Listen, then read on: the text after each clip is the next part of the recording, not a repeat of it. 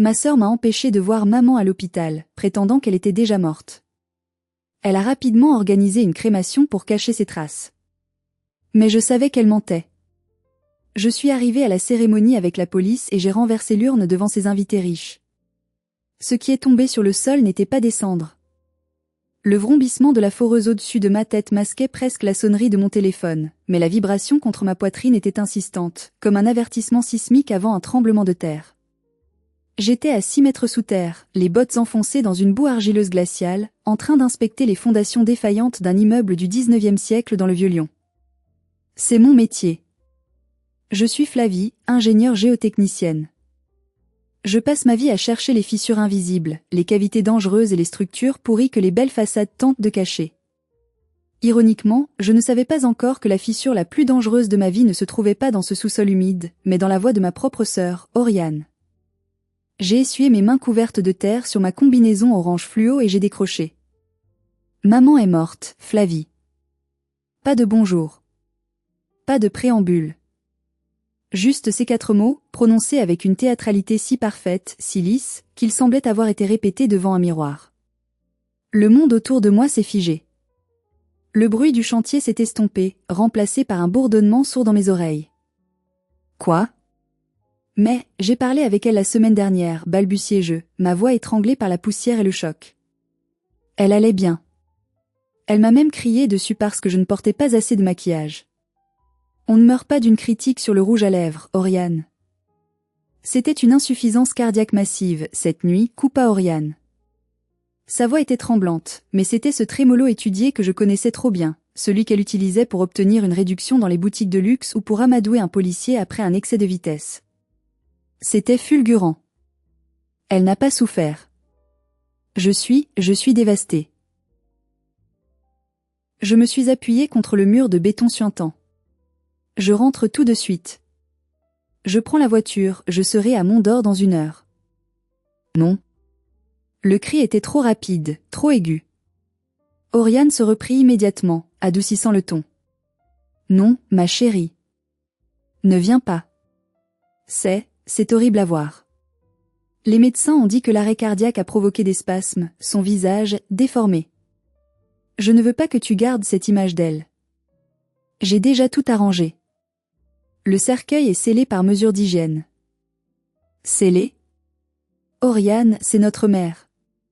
Je me fiche de l'hygiène, je veux lui dire au revoir. C'est trop tard, Flavie, dit-elle avec une fermeté glaciale qui contrastait avec ses sanglots précédents. La crémation est prévue pour vendredi matin. C'est ce qu'elle voulait. Une sortie rapide, propre, sans chichi. Tu sais comment elle était. Vendredi ? Nous étions mardi après-midi. Une crémation en moins de 3 jours ? C'était légal, certes, mais d'une rapidité suspecte pour une famille catholique traditionnelle comme la nôtre qui adorait les longues veillées funèbres. Attends, pourquoi si vite ? Et l'autopsie ? Si c'était soudain. Arrête avec tes questions techniques, hurla-t-elle presque. Tu es toujours comme ça, froide, analytique. Maman est morte et toi tu parles de procédure. Respecte mon deuil et le sien. On se voit à la cérémonie. N'essaie pas de venir à la maison avant, je ne suis pas en état de recevoir tes ondes négatives. Elle raccrocha. Le silence qui suivit fut plus lourd que les tonnes de béton au-dessus de ma tête. Je restais là, le téléphone serré dans ma main sale. Quelque chose ne collait pas. Dans mon métier, quand un bâtiment s'effondre soudainement, c'est rarement un accident. Il y a toujours un signe avant-coureur, une infiltration d'eau, une poutre qui gémit, une fissure qu'on a repeinte pour la cacher. Ma mère avait certes le cœur fragile, mais elle avait surtout une vitalité nourrie par le jugement des autres. Et Oriane. Oriane ne faisait jamais rien vite et sans chichi, sauf si elle avait quelque chose à cacher. Je regardais mes bottes couvertes de boue. Ma sœur me voyait comme ça, sale, terre à terre, l'ouvrière de la famille.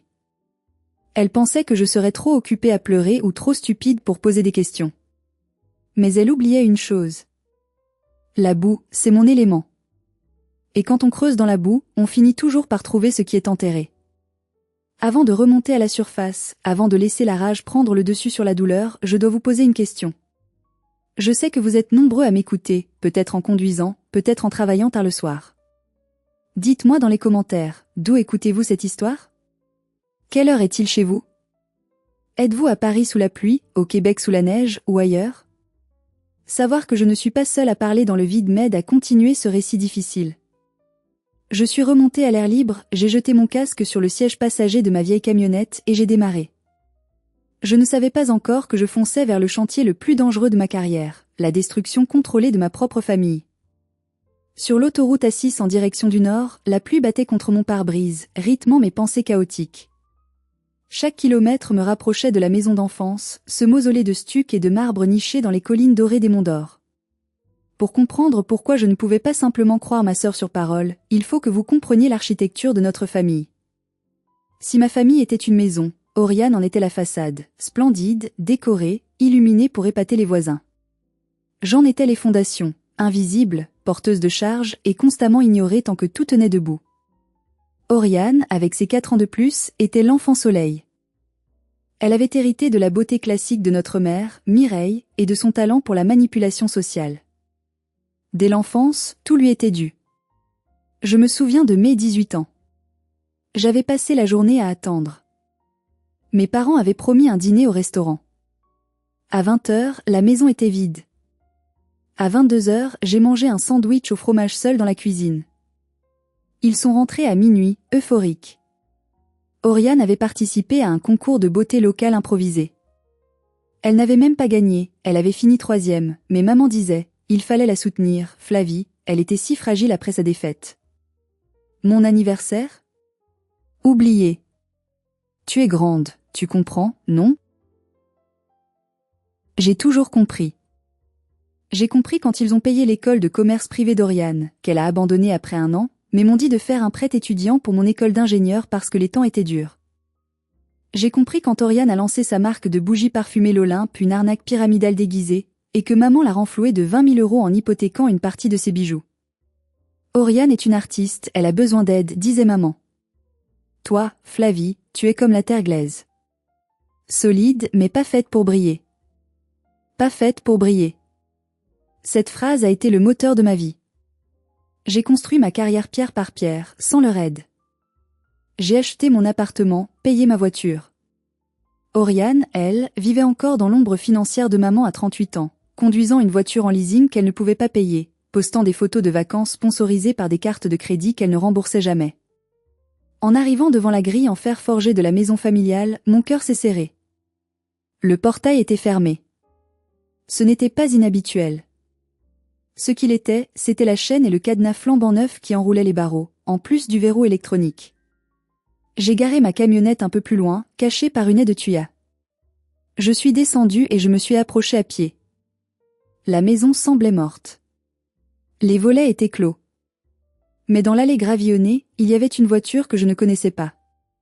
Une petite citadine avec un logo magnétique sur la portière, immobilier prestige, estimation rapide sous 24 heures. Mon sang s'est glacé. Maman était supposée être morte la nuit dernière. Son corps n'était même pas encore incinéré. Et Oriane avait déjà fait venir un agent immobilier? Ce n'était pas le comportement d'une fille éplorée. C'était le comportement d'une personne aux abois qui a besoin de liquidité, et vite. J'ai sorti mon téléphone et j'ai composé le numéro de la maison. Personne. J'ai rappelé Oriane. Messagerie directe. Elle m'avait bloqué. J'ai regardé la façade de cette maison où j'avais grandi, et pour la première fois, j'ai vu les fissures que personne d'autre ne voyait. Oriane ne préparait pas un enterrement. Elle préparait une liquidation totale. Et si maman était morte trop vite, c'est peut-être parce qu'elle était devenue un obstacle structurel aux ambitions de ma sœur. Je devais entrer. Pas par la grande porte, mais par les failles. Je ne pouvais pas forcer le portail sans déclencher l'alarme. Oriane avait récemment fait installer un système de sécurité dernier cri, ironiquement payé avec la retraite de maman, sous prétexte de la protéger des cambrioleurs. Je savais maintenant de qui elle se protégeait vraiment. Je contournais la propriété par le chemin vicinal, là où le jardin de nos voisins, les Dubreuil, jouxtait le nôtre. Madame Lucette Dubreuil, 75 ans, était la commère du quartier. Dans mon enfance, je la détestais car elle rapportait à ma mère chaque fois que je rentrais avec les genoux écorchés. Aujourd'hui, sa curiosité maladive allait être mon meilleur atout. Elle était là, comme prévu, en train de tailler ses rosiers près de la clôture mitoyenne, bien que la saison ne s'y prêtât guère. Elle guettait. « Bonjour, Madame Lucette », l'appelai-je doucement. Elle sursauta, plissa les yeux derrière ses grosses lunettes. « Flavie ? C'est toi ? Mon Dieu, ma pauvre petite. J'ai appris pour ta mère. Quelle tragédie. Merci, Lucette. Je n'arrive pas à joindre Oriane. Le portail est fermé. Lucette s'approcha du grillage, baissant la voix comme si nous étions des espions. C'est étrange, tu sais. Tout ça est très étrange. Qu'est-ce qui est étrange ? Demandai-je, le cœur battant. L'ambulance, chuchota-t-elle. C'était avant-hier soir, vers 23h. Une ambulance privée, blanche, sans marquage officiel. Ils sont entrés en marche arrière, tous faisaient un. Pas de gyrophare, pas de sirène. Ils sont ressortis 10 minutes plus tard. Si ta mère faisait une crise cardiaque, pourquoi ils n'ont pas mis la sirène ? Pourquoi ils roulaient au pas comme s'ils avaient peur de réveiller les morts ? Un frisson me parcourut l'échine. Une urgence cardiaque nécessite de la vitesse et du bruit.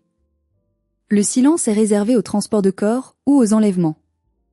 Et ce matin, continua Lucette, j'ai vu ta sœur. Elle ne pleurait pas. Elle riait au téléphone dans le jardin. Elle disait, oui, samedi tout sera signé, ne t'inquiète pas pour l'argent. Et puis cet homme de l'agence immobilière est arrivé. Merci, Lucette. Vous êtes un ange. Je m'éloignai en tremblant. Oriane mentait sur les circonstances. Elle vendait la maison avant même les funérailles. Je regagnai ma camionnette et m'enfermai à l'intérieur.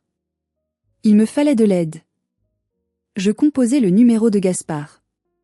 Gaspard était mon seul ami du lycée qui était resté dans la région. Il travaillait maintenant au service contentieux d'une grande banque régionale. C'était le genre de gars discret, méticuleux, qui connaissait les secrets financiers de toute la ville. Flavie ? Toutes mes condoléances, dit-il dès qu'il décrocha. Garde tes condoléances, Gaspard. Je crois qu'il se passe quelque chose de grave. J'ai besoin que tu fasses une entorse à ton éthique professionnelle. J'ai besoin de savoir dans quelle merde financière se trouve Oriane. Flavie, tu sais que je ne peux pas. Elle vend la maison de maman, Gaspard. Le corps n'est pas encore froid et elle a déjà un agent immobilier sur place. Maman est morte cette nuit et Oriane veut l'incinérer vendredi. Aide-moi, je t'en supplie. Il y eut un long silence au bout du fil, puis le bruit d'un clavier qu'on martèle. Donne-moi 2 minutes. J'attendis, regardant la pluie transformer la poussière du tableau de bord en bout. C'était à 2, je fais une pause ici pour vous demander, à ma place, qu'auriez-vous fait ? Auriez-vous forcé le portail ? Auriez-vous appelé la police immédiatement avec si peu de preuves ? Dites-moi dans les commentaires quelle serait votre stratégie face à une telle situation. La voix de Gaspard revint, tendue, presque effrayée. Flavie, accroche-toi. Ta sœur n'est pas juste endettée. Elle est en chute libre. Elle a contracté des crédits à la consommation partout, mais le pire n'est pas là. Je vois des mouvements vers des comptes non régulés. Des sites de paris en ligne, des cryptos douteuses. Et il y a une note de signalement interne d'une autre banque. Quoi ? Elle doit 250 000 € à une société de crédit privé basée à Estonie. C'est du prêt usuraire, Flavie. C'est la mafia numérique. Ils ont mis une échéance au samedi 24. Si elle ne paie pas, elle est morte, terminé-je. Ou pire. Flavie, si ta mère est décédée cette nuit, c'est la coïncidence la plus opportune de l'histoire. Avec l'héritage, Oriane peut couvrir la dette in extremis. Mais elle a besoin de l'acte de décès et de la vente immédiate. Je raccrochai. Tout s'emboîtait. Le mobile était là, brut, violent, chiffré. 250 000 €. C'était le prix de la vie de ma mère. Mais une question me hantait, et si la coïncidence opportune n'était pas une coïncidence ? Et si Oriane avait forcé le destin ? Si Oriane avait tué maman, elle avait besoin d'un complice médical pour signer l'acte de décès. Une mort à domicile nécessite la visite d'un médecin pour constater le décès. Qui ? Je me souvins de la remarque de Lucette, une ambulance privée, sans marquage officiel. J'ouvris Instagram. Je savais qu'Oriane, dans son narcissisme pathologique, documentait toute sa vie, même quand elle prétendait être discrète. Je fis défiler ses photos archivées, cherchant ses fréquentations des 2 dernières années. Bingo! Une photo datant d'il y a 18 mois. Une soirée blanche sur un bateau. Oriane, un verre de champagne à la main, au bras d'un homme grisonnant au regard fuyant. Le tag disait « Soirée guérison avec le docteur Amaury, mon sauveur spirituel et médical ». #wellness #detox. J'ai cherché docteur Amaury sur Google.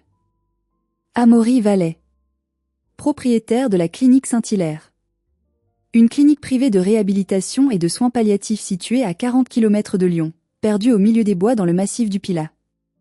Les avis Google étaient polarisés, soit 5 étoiles, clairement faux, soit une étoile parlant de pratiques douteuses, de facturation abusive et de familles tenues à l'écart.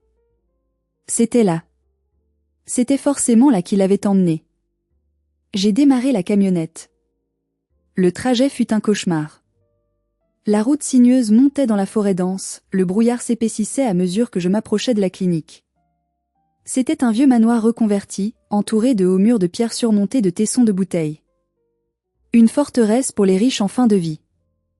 Je me garai à 1 kilomètre, dissimulant mon véhicule dans un chemin forestier boueux.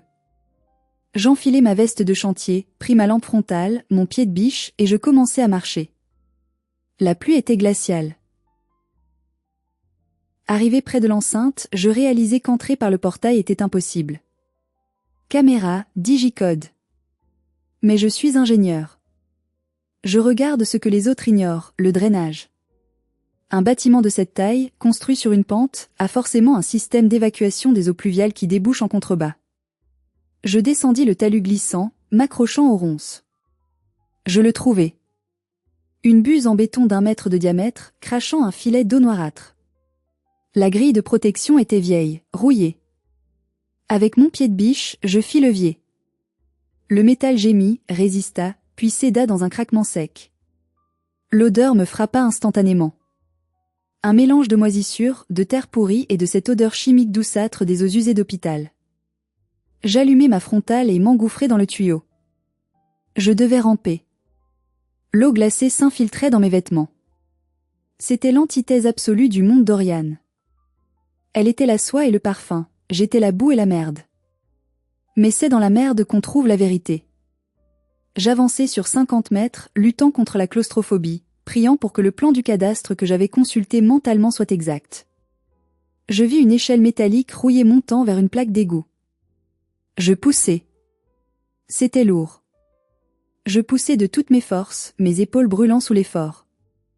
La plaque se souleva. Je débouchai dans une chaufferie sombre, bruyante, chaude. J'étais dedans. Je me hissai hors du trou, ruisselante, tremblante, mais vivante. Je me cachai derrière une énorme chaudière. Devant moi, une porte entr'ouverte laissait passer une lumière crue. C'était la zone de traitement des déchets médicaux. J'avançai à pas de loup. Sur une table en inox, il y avait des dossiers empilés à détruire. Mon cœur manqua un battement. Je fouillai frénétiquement. Dupont, Martin, Lefebvre et là, une chemise bleue. Mireille L. J'ouvris le dossier. Mes mains tremblaient tellement que je faillis faire tomber les papiers.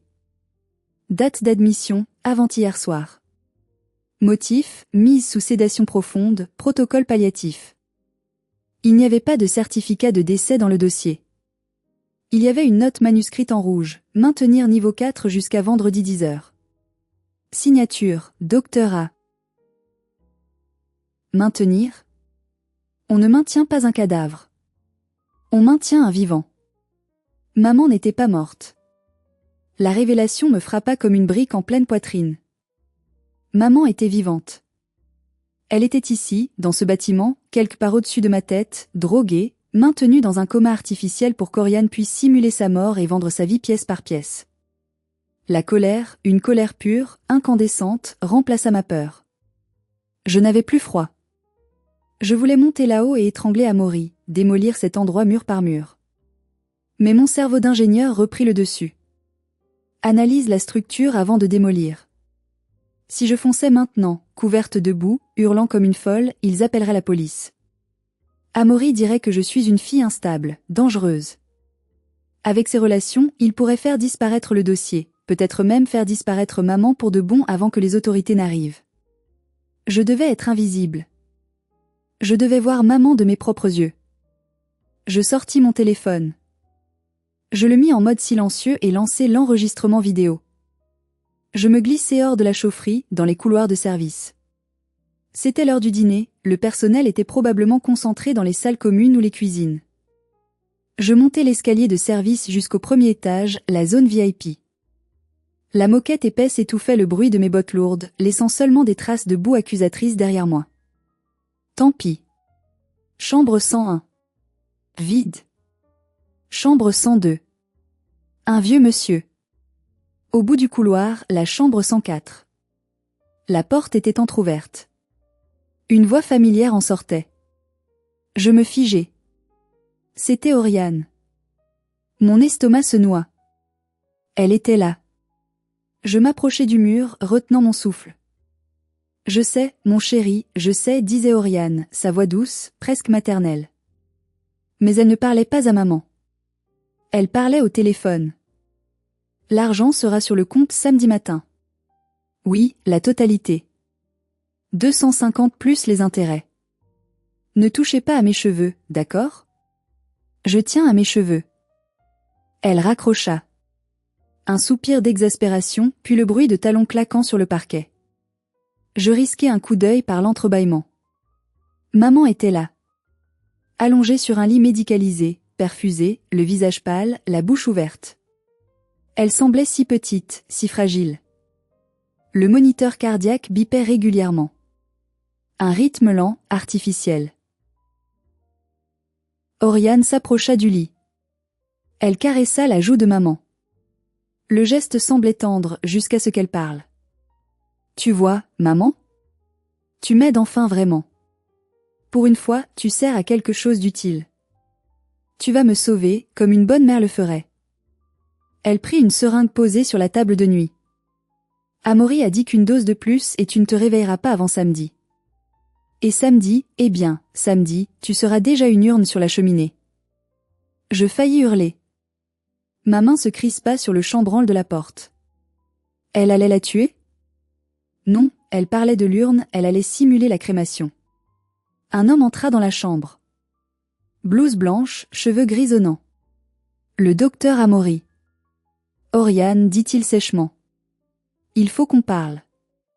Le notaire veut l'acte de décès original pour débloquer la procédure d'urgence. J'ai fait un faux, mais si quelqu'un vérifie à la mairie...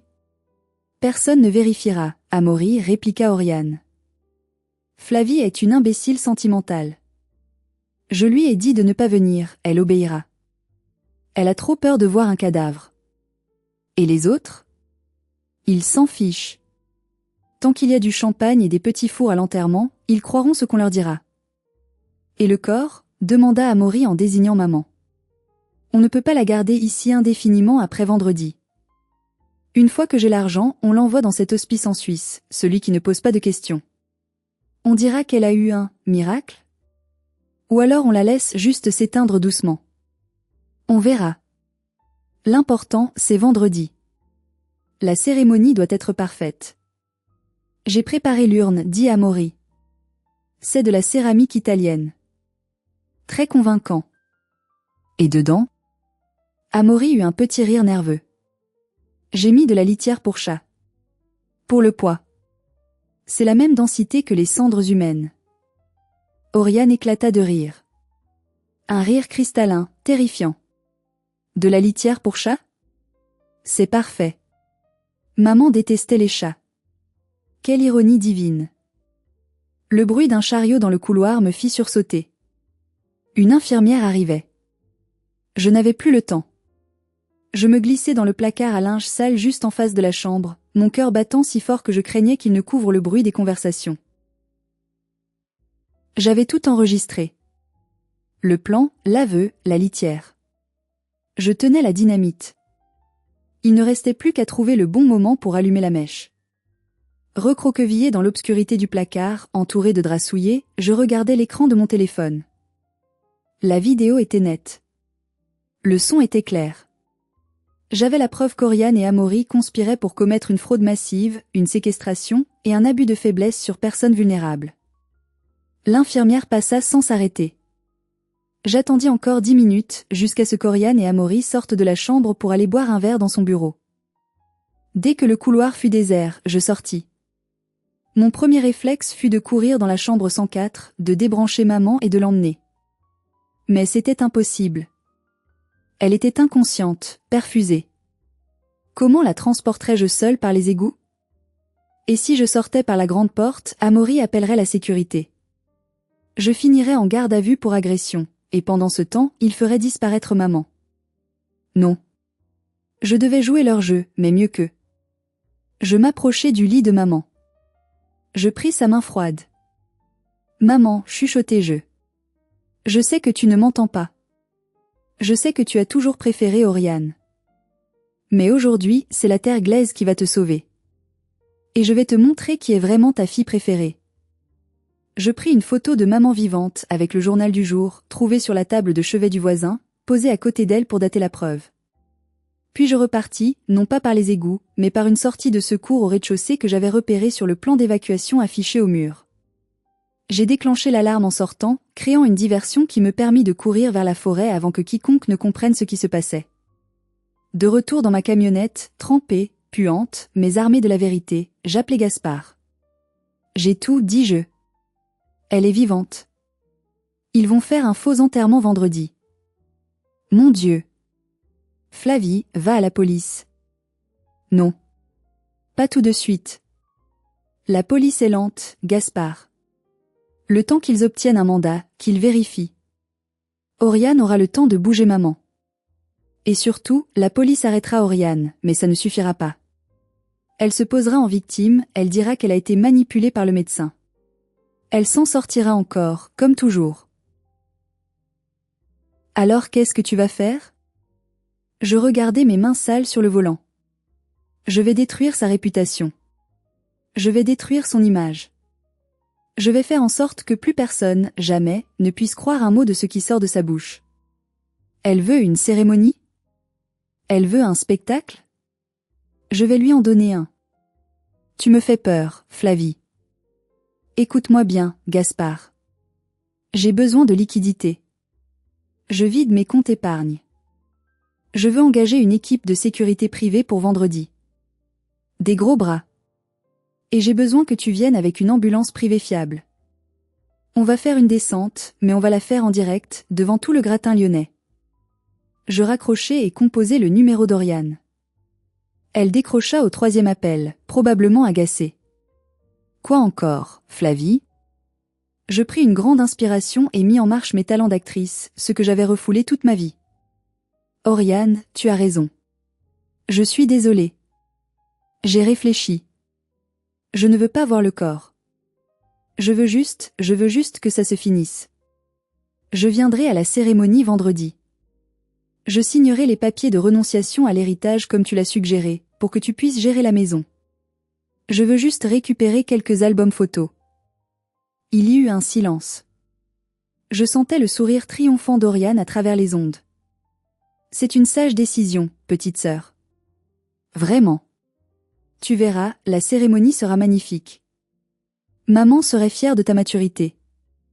Oui, dis-je, une lueur dangereuse dans les yeux. Elle sera inoubliable. Les 2 jours suivants furent une torture d'attente et de préparation minutieuse. Je ne dormais pas. Je fonctionnais à l'adrénaline et au café noir. J'ai rencontré le chef de l'équipe de sécurité que j'avais engagé, un ancien gendarme nommé Franck. Un homme carré, solide, comme je les aime. Je lui ai montré la vidéo. Il est devenu rouge de colère. On sera là, mademoiselle. On bloquera les issues. Personne ne sortira tant que la police n'aura pas pris le relais. J'ai contacté un avocat spécialisé pour rédiger une plainte prête à être déposée à la minute où le scandale éclaterait. Le plus dur était de penser à maman, seule là-bas, droguée par ce monstre en blouse blanche. Chaque heure qui passait était un risque. Et si son cœur lâchait vraiment sous l'effet des sédatifs? C'était un pari terrifiant. Mais je savais que si je la sortais trop tôt, Oriane crierait au kidnapping, à la sénilité de maman, elle retournerait la situation. Il fallait le flagrant délit. Il fallait le corps du délit, ou plutôt, l'absence de corps. Vendredi matin arriva. Le ciel était gris, lourd, menaçant. Parfait. Je me suis habillée. Pas en noir. Pas en robe de deuil. J'ai enfilé ma tenue de travail la plus propre, un jean de chantier renforcé, mes bottes de sécurité, nettoyé mes imposantes, une chemise à carreaux et ma veste technique jaune fluo avec les bandes réfléchissantes. Je me suis regardée dans le miroir. Je ne ressemblais pas à une personne en deuil. Je ressemblais à un chef de chantier venant ordonner la démolition d'un immeuble insalubre. C'est exactement ça, murmurai-je. Aujourd'hui, on démolit. J'ai reçu un message de Gaspard. L'ambulance est en position près de la clinique. Dès que tu donnes le signal, on entre avec la police. J'ai un contact, ils sont prévenus d'une intervention imminente pour séquestration, ils attendent juste ton go pour la synchro. Point. J'ai répondu, attendez mon signal. 11 heures précises. Je suis montée dans ma camionnette. J'ai roulé vers la maison de maman. Les voitures de luxe s'alignaient déjà le long de l'allée. Porsche, Audi, Tesla. Les amis d'Oriane. Les créanciers déguisés. Les vautours. J'ai garé ma camionnette sale juste devant l'entrée principale, bloquant une Jaguar. Un voiturier en livrée s'est approché, scandalisé. « Madame, vous ne pouvez pas ?» Je lui ai lancé mes clés. « Garez-la si ça vous gêne. » Mais ne la rayez pas, j'ai des outils de valeur dedans. J'ai marché vers le jardin. Des chaises blanches étaient alignées sur la pelouse. Une arche florale dégoulinante d'orchidées blanches trônait au fond. Et là, posée sur un piédestal de marbre, trônait l'urne. Une urne bleu nuit, dorée à leur fin. Magnifique. Vide de sens. Pleine de litière. Le spectacle allait commencer. Le jardin de notre enfance était méconnaissable. Oriane l'avait transformé en un décor de magazine Vogue. Il y avait un harpiste qui jouait une mélodie éthérée. Des serveurs circulaient avec des plateaux de petits fours, avant même la cérémonie. L'atmosphère n'était pas au recueillement, mais au réseautage mondain. J'entendais des bribes de conversation. Quelle tragédie, si soudain, tu as vu les chaussures d'Oriane ? Des loups-boutins de la nouvelle collection. Il paraît qu'elle va vendre la maison, une excellente affaire. Je restais en retrait, adossé à un vieux chêne, invisible dans ma veste fluo paradoxalement trop voyante pour que ces gens daignent la regarder. Pour eux, j'étais probablement une employée du service d'entretien. Oriane apparut. Elle était sublime, il fallait le reconnaître. Une robe noire en dentelle, juste assez transparente pour être chic, un voile court sur ses yeux, un mouchoir de soie à la main. Elle était soutenue par son mari, un homme effacé qu'elle trompait ouvertement, et flanquée du docteur Amaury, qui avait l'air nerveux, ajustant sans cesse sa cravate. Elle monta sur l'estrade improvisée devant l'urne. Le harpiste se tut. Le silence se fit. « Mes amis, commença-t-elle, la voix brisée par une émotion parfaitement calibrée. Merci d'être là pour dire adieu à notre mère, Mireille. Une femme de lumière, de goût, d'élégance. » Elle marqua une pause, essuya une larme inexistante. Elle est partie si vite. Son cœur, ce cœur si grand qui a tant aimé, s'est arrêté dans son sommeil. Sa dernière volonté, qu'elle m'a confiée dans un souffle avant de s'éteindre, était que nous ne soyons pas tristes. Elle voulait être incinérée et dispersée dans le vent, libre comme elle a toujours été. Maman détestait le vent. Elle disait que ça décoiffait son brushing. Mensonge numéro 1. Elle m'a aussi confié la lourde tâche de gérer son patrimoine, continua Oriane, sa voix gagnant en assurance. Pour que cette maison continue de vivre, pour soutenir les causes qui lui étaient chères. Traduction, payer ses dettes de jeu et ses crédits à la consommation. Hélas, ma sœur Flavie. Elle soupira, et tous les visages se tournèrent vers l'assemblée, cherchant la sœur indigne. Flavie n'a pas pu supporter le choc. Elle est trop fragile, trop instable. Elle a refusé de venir. Je lui pardonne. Maman lui pardonne. La rage bouillonna en moi, chaude et liquide comme de la lave. Fragile ? Instable ? Je décolla mon dos de l'écorce du chêne. J'envoyai un texto rapide à Gaspard, Géo. Entrer dans la clinique. Maintenant. Puis, je m'avançai. Mes bottes de sécurité écrasaient l'herbe parfaitement tondue. Le bruit lourd de mes pas résonna dans le silence attentif. Boum. Boum. Boum. Je suis là, Oriane, dis-je d'une voix forte, projetée comme sur un chantier pour couvrir le bruit des machines. Et je ne suis pas venu pour le pardon. La foule s'écarta comme la mer Rouge. Oriane se figea sur l'estrade. Ses yeux s'écarquillèrent derrière sa voilette. Amaury devint blanc comme un linge. Flavie, siffla Oriane, perdant instantanément son masque de madone éplorée. Qu'est-ce que tu fais ici habillé comme un clown? Tu déshonores la mémoire de maman. Je continuai d'avancer, droit vers l'estrade. Au contraire. Je suis venu vérifier les fondations de ton histoire, grande sœur. Et il me semble qu'il y a une grosse fissure. 2 agents de sécurité, ceux d'Oriane, s'approchèrent de moi. Mais Franck et ses hommes, qui s'étaient mêlés à la foule en costume civil, surgirent et les bloquèrent calmement mais fermement. Laissez-la passer, dit Franck avec son autorité d'ancien gendarme. Je montai les marches de l'estrade. J'étais maintenant face à elle. Je sentais son parfum coûteux, qui ne parvenait pas à masquer l'odeur de la peur. Tu es folle, murmura Oriane pour que seul moi l'entende. Dégage d'ici ou je te fais interner. Je souris. Un sourire froid, sans joie. Tu as parlé de la dernière volonté de maman, Oriane. C'est drôle, parce que j'ai cru comprendre que sa dernière volonté était d'avoir de l'eau fraîche, hier soir, quand tu lui as dit de se taire dans sa chambre d'hôpital. Les yeux d'Oriane lancèrent des éclairs de panique vers Amaury. Le médecin fit un pas en arrière, cherchant une sortie des yeux. Je me tournai vers le public.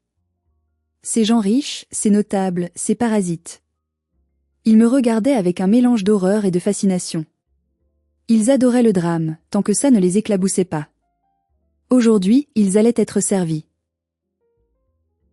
Ma sœur vous a dit que notre mère a été incinérée ce matin, lançai-je à la foule. Une crémation express. Très pratique. Pas de corps, pas d'autopsie, pas de questions. Elle délire, cria Oriane. Sortez-la. Pourquoi tant de hâte, Oriane, continuai-je en ignorant ses cris. Je m'approchai de l'urne. Elle était posée sur un petit napperon de dentelle.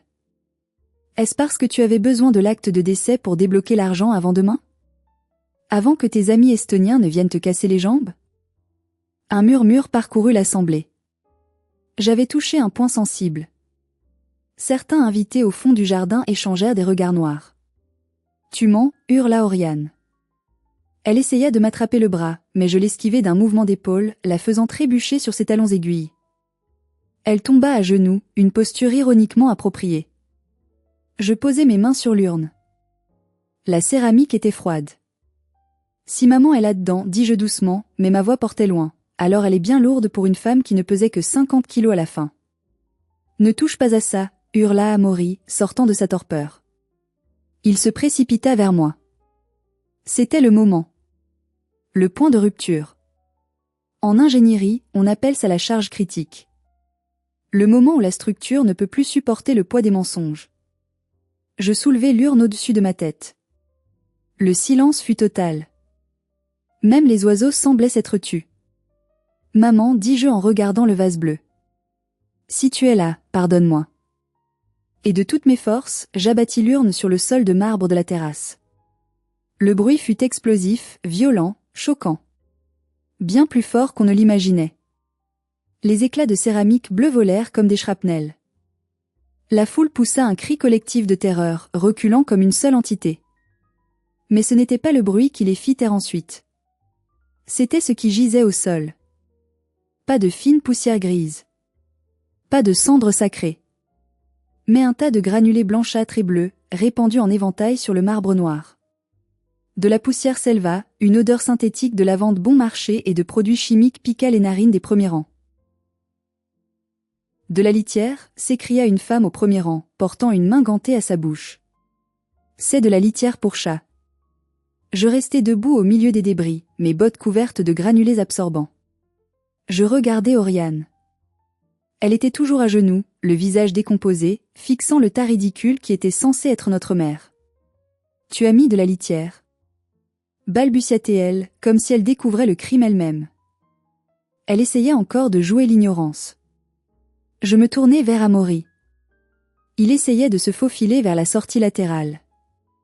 Pas si vite, docteur, dis-je. Franck, mon chef de sécurité, lui barra la route de sa carrure massive.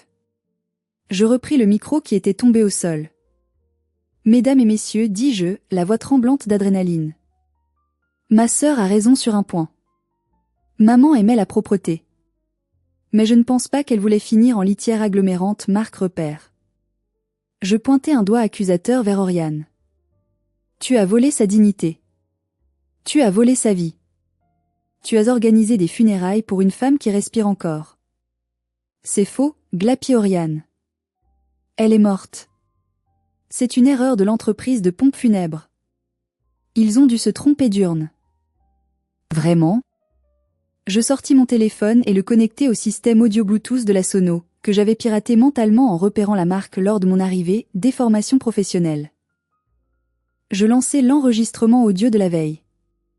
La voix d'Oriane, cristalline, amplifiée par les enceintes Bose du jardin, résonna. J'ai mis de la litière pour chat. Pour le poids? Maman détestait les chats. Quelle ironie divine. Le visage d'Oriane passa du blanc au gris cendre. La foule était pétrifiée. C'était la fin. La façade s'était effondrée. Mais il manquait le coup de grâce. Si ceci est de la litière, dis-je en écrasant les granulés du talon, alors où est maman? Comme en réponse à ma question, une sirène retentit au loin. Pas une sirène discrète cette fois. Une vraie sirène, hurlante, furieuse. Le portail s'ouvrit. L'ambulance de Gaspard entra, suivie de 2 voitures de police. L'arrivée du convoi fut cinématographique. Les policiers sortirent, armes au poing, sécurisant le périmètre. Gaspard sauta de l'ambulance et ouvrit les portes arrière. Ils sortirent un brancard. Sur le brancard, redressée en position assise, pâle comme un fantôme mais bien vivante, se trouvait Mireille. Ma mère. Un silence de cathédrale tomba sur le jardin. C'était comme voir un mort sortir de sa tombe. Les infirmiers poussèrent le brancard jusqu'au pied de l'estrade, écrasant au passage les fleurs et les tapis. Maman cligna des yeux face à la lumière crue du jour. Elle semblait désorientée, mais quand son regard se posa sur Oriane, toujours à genoux dans la litière, une étincelle de lucidité terrifiante s'alluma dans ses yeux. La drogue se dissipait, remplacée par l'horreur pure. Maman, couina Oriane. Sa voix était celle d'une enfant de 5 ans prise la main dans le sac. Maman, je croyais que tu étais... Mireille leva une main tremblante. Elle arracha la perfusion qui pendait à son bras. Tu croyais que j'étais quoi, Oriane? Une chose? Sa voix était faible, râpeuse, mais elle portait l'autorité de toute une vie de matriarcat. J'ai tout entendu. Hier soir. Je ne pouvais pas bouger, je ne pouvais pas ouvrir les yeux, mais j'entendais. Elle doit mourir sur le papier. C'est ce que tu as dit. Oriane rampa vers elle. Non, maman, c'était pour nous sauver. Pour la maison. Ils allaient me tuer. Alors tu as décidé de me tuer à la place? Maman cracha les mots. Elle regarda autour d'elle, vit les invités, l'urne brisée, la litière. Elle comprit l'ampleur de la mascarade. Son visage se durcit, devenant un masque de pierre. J'ai passé ma vie à te dorloter, dit maman. J'ai ignoré Flavie pour toi. J'ai volé l'avenir de ta sœur pour payer tes caprices. Et voilà comment tu me remercies. Avec du sable à chat. Elle se tourna vers les policiers. Arrêtez-la. Elle et son médecin de pacotille. Les policiers passèrent les menottes à Oriane. Elle hurla, se débattait, ses belles chaussures raclant le sol, sa robe déchirée. Elle n'avait plus rien de la femme du monde. Elle n'était qu'une escroc pathétique. Amaury, lui, s'effondra sans résistance, pleurant comme un bébé. Maman tourna alors son regard vers moi. J'étais toujours sur l'estrade, sale, épuisée, les mains vides. Nos regards se croisèrent. Pour la première fois de ma vie, elle ne me regardait pas avec déception. Elle me regardait avec peur? Respect? Flavie, dit-elle doucement. Tu es sale. Je laissai échapper un petit rire nerveux. C'était tellement elle. Oui, maman. C'est de la boue. C'est solide, la boue. Elle tendit la main vers moi. Emmène-moi d'ici. Loin d'elle. Loin de tout ça. Je descendis de l'estrade. Je pris les poignées du brancard. Gaspard me fit un clin d'œil. Je poussai ma mère hors du jardin, passant devant les invités médusés, laissant derrière nous les ruines de la vie d'Oriane éparpillées dans la litière bleue. Les semaines qui suivirent furent un tourbillon juridique. L'affaire fit la une des journaux locaux, la fosse morte et l'urne de litière, le scandale des Monts d'Or.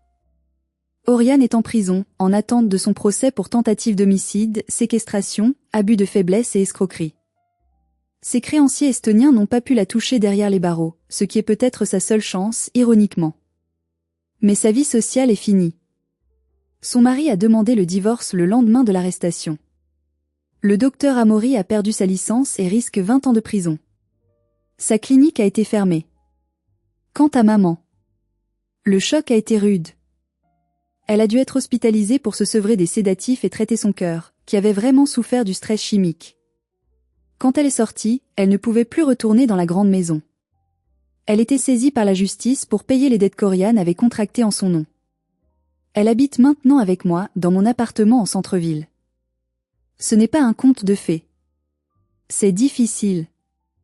Elle se plaint du bruit des voisins, elle critique ma décoration trop minimaliste. Les vieilles habitudes ont la vie dure. Mais hier soir, alors que nous buvions une tisane dans mon salon, elle a posé sa tasse et m'a regardée. Tu sais, Flavie, a-t-elle dit, j'ai toujours cru que la réussite, c'était ce qui brillait. Ce qui montait haut. Je n'ai rien dit, attendant la suite. J'avais tort, a-t-elle continué. Quand tout s'écroule, ce n'est pas le toit qui compte. C'est ce qu'il y a en dessous. C'est toi qui m'as tenu quand je tombais. Oriane. Oriane était juste une belle décoration qui cachait la pourriture. J'ai souri. Je suis ingénieur, maman. Je m'occupe des fondations. C'est moins joli, mais ça dure plus longtemps. Elle a pris ma main, ses doigts rugueux serrant les miens. Pardon de ne pas l'avoir vu plus tôt. Ça va prendre du temps pour réparer tout ça, maman, ai-je répondu honnêtement. Il y a beaucoup de fissures. On a le temps, a-t-elle dit. Nous reconstruisons. Pierre après pierre. Ce n'est pas parfait, mais c'est réel. Et surtout, c'est solide. J'ai choisi la méthode la plus brutale pour sauver ma mère. J'ai humilié ma sœur devant tout le monde. J'ai détruit l'image de ma famille. Certains diront que c'était cruel. D'autres diront que c'était nécessaire. Et vous? Pensez-vous que j'étais trop loin en brisant cette urne? La vengeance publique était-elle la seule solution face à tant de cynisme? J'ai hâte de lire vos avis et vos propres histoires de famille dans les commentaires. Si cette histoire vous a touché, mettez un pouce bleu et abonnez-vous pour ne pas rater les prochaines révélations. Parfois, il faut tout casser pour pouvoir reconstruire. Merci de m'avoir écouté.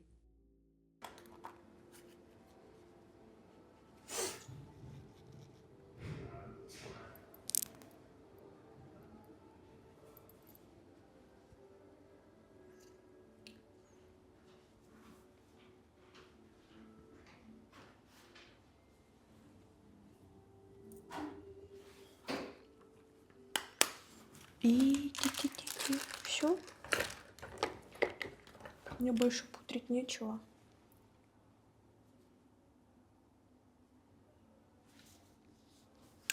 Так, я буду снимать халат. Интересно, петличку, наверное, положу, чтобы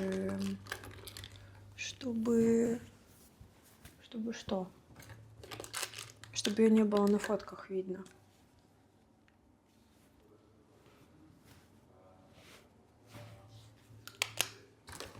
Так. Погнали к ребятам. Я про туалет намекаю? Не, мне просто, знаешь, типа неудобно, что я тут уже все одела и сейчас снимать. Я потерплю. О, тут было зеркало. Кайф. Спасибо.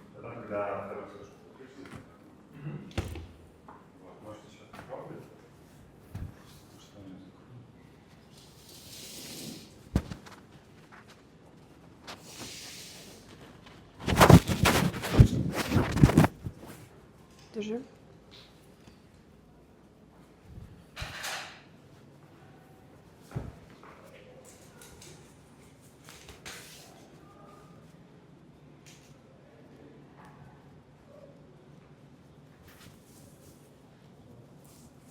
Мужчине делать, если то.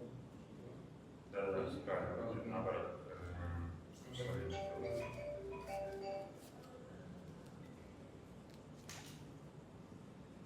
Сейчас.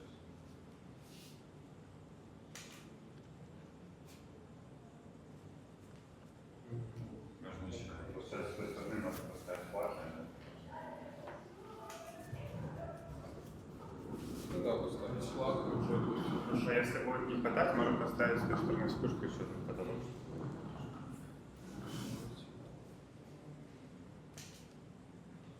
Все, да, срабатывает вспышка, да?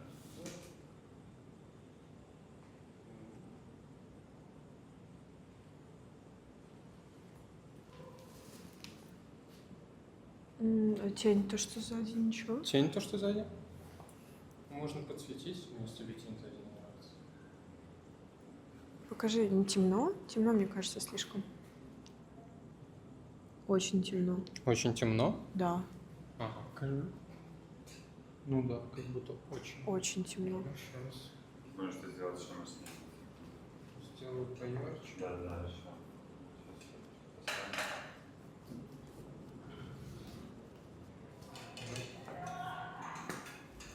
Еще раз, это была то, что надо будет сделать тестовый щелчок. Ага, я понял. Да, да. Сначала тестовый, и потом. Да.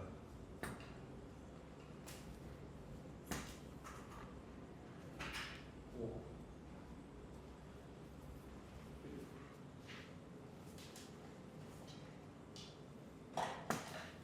Нет? Да. Ну, еще дальше стану. Не, не стоит.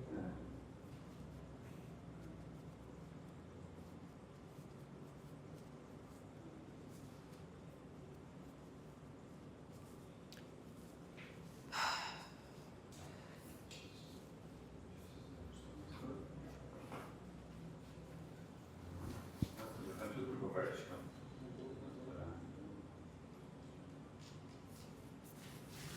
Ага, сейчас попробуй сделать кадр.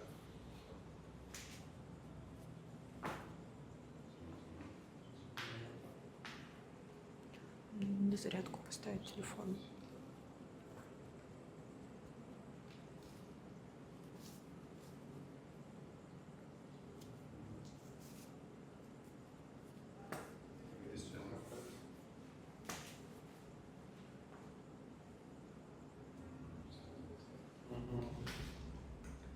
Может, чуть-чуть темнее и так. Ну, ладно. Не, это вот это. Ну, лучше. Ну, так лучше. Так лучше? Да.